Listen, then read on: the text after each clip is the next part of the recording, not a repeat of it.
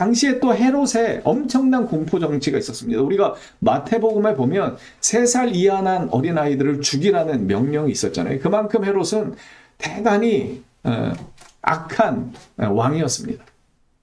그리고 말라기 선지자 이후로 400년 동안 영적인 암흑기, 하나님의 선지자가 나타나지 않은 이 400년 동안의 암흑기를 거치면서 이스라엘 백성들은 소망을 가질래야 가질 수가 없었습니다.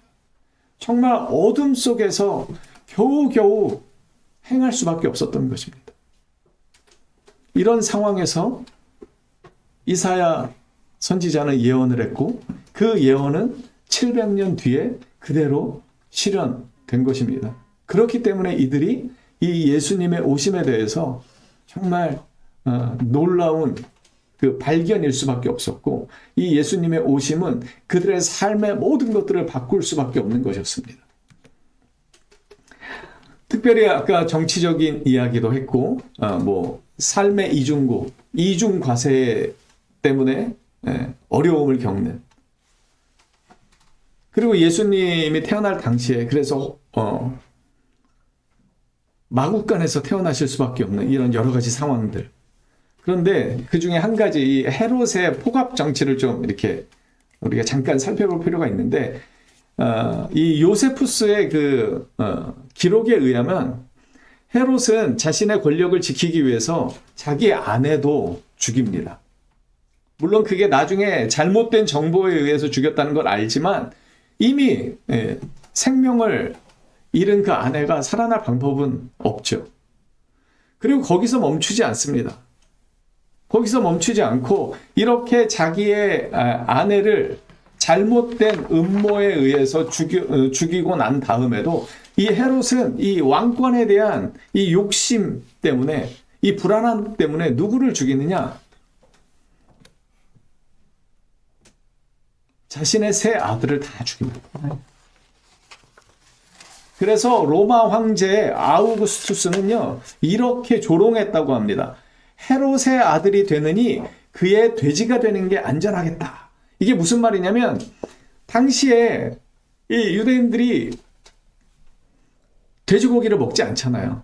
그러니까 돼지로 있는 게 생명을 보존하는 데 더 유익하다는 거예요. 아들로 태어나봐야 죽임을 당하는 그런 어처구니 없는 일을 헤롯이 저지르고 있었기 때문에 이 로마 황제마저도 이 헤롯을 비난했던 것입니다. 당시의 상황이 이렇습니다. 얼마나 살기가 팍팍했던 그런 상황인지 우리가 미루어 짐작할 수 있는 것이죠.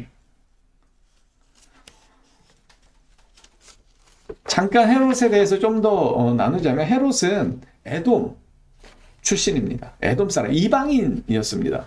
그런데 그가 어떻게 해서 그 유대의 분봉왕, 4개로 찢어진 지역의 한 지역의 왕으로 이렇게 세워진 것이죠. 그렇기 때문에 그에게는 늘 불안함이 있었습니다. 자기가 유대인이 아니기 때문에 이방 민족으로서 이 유대인의 왕의 자리에 올랐기 때문에 언제나 그 정통성에 대한 불안함이 있었습니다.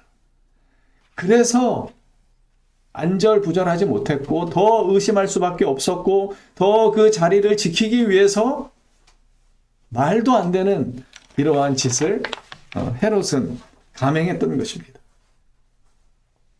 이러한 상황 가운데 놓여 있었습니다.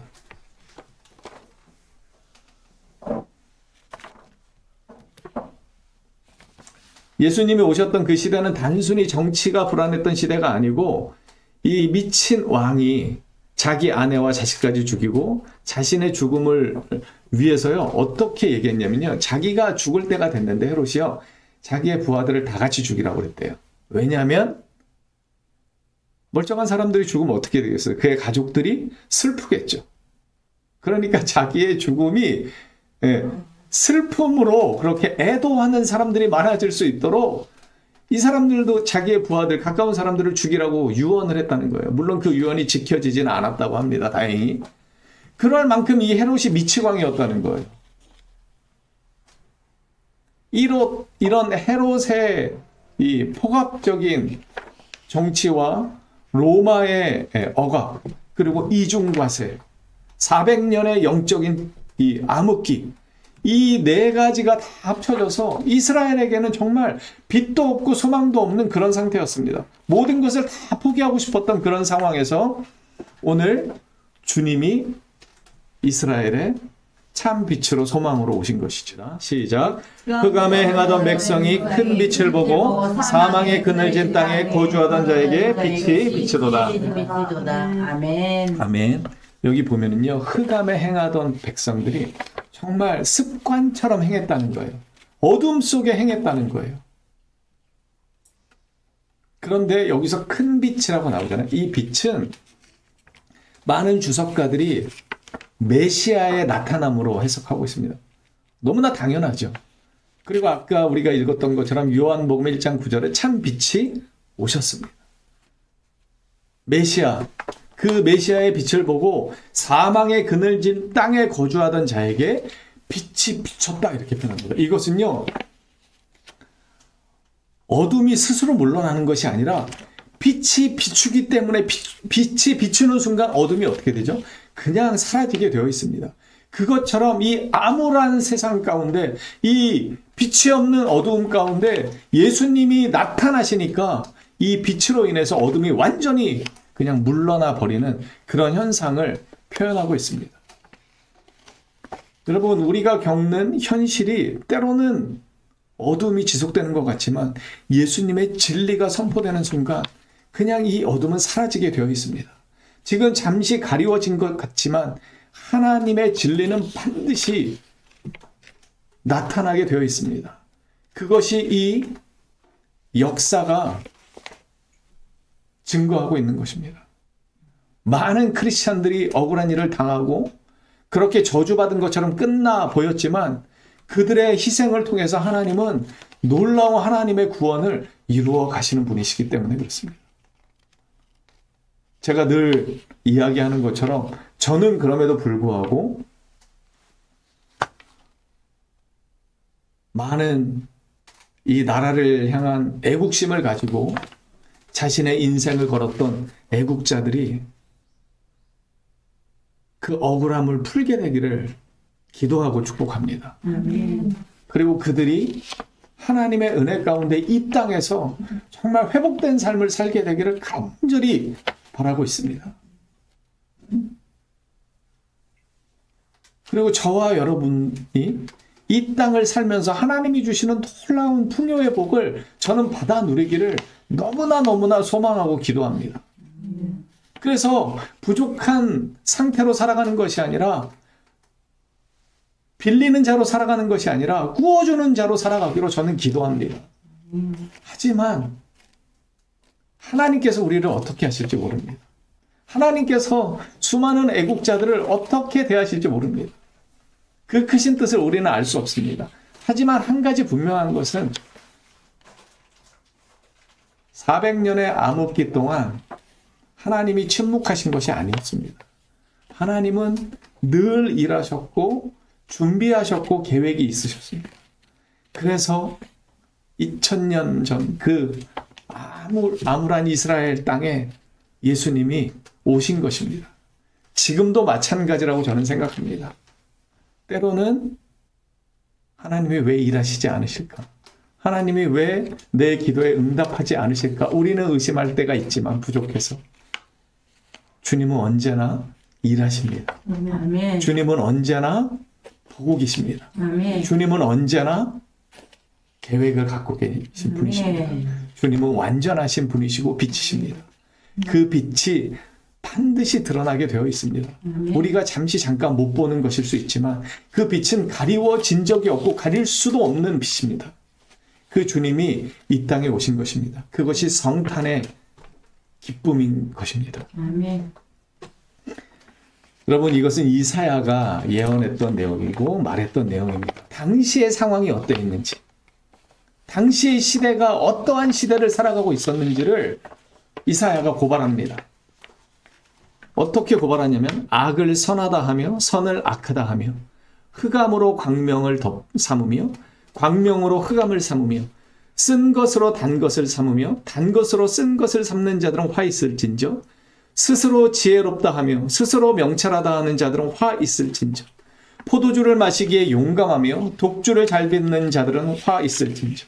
그들은 뇌물로 말미암아 악인을 의롭다 하고 의인에게서 그 공의를 빼앗는도다. 이로 말미암아 불꽃이 구루터기를 삼킴같이 마른 풀이 풀 속에 떨어진 같이 그들의 뿌리가 썩겠고 꽃이 티끌처럼 날리리니 그들이 만군의 여호와의 율법을 버리며 이스라엘의 거룩하신 이의 말씀을 멸시하였습니다. 그러므로 여호와께서 자기 백성에게 노를 바라시고 그들 위에 손을 들어 그들을 치신지라. 산들은 진동하며 그들의 시체는 거리 가운데에 분토같이 되었도다. 그럴지라도 그의 노가 돌아서지 아니하였고 그의 손이 여전히 펼쳐져 있느니라. 하나님의 심판이 임하는 모습을 이사야 선지자가 예언합니다. 그런데 우리 앞부분에 잘 보십시오. 악을 선하다 하고 선을 악하다 한다고 합니다. 어둠으로 빛을 삼는 거예요. 불법이 정의가 되는 세상인 것입니다.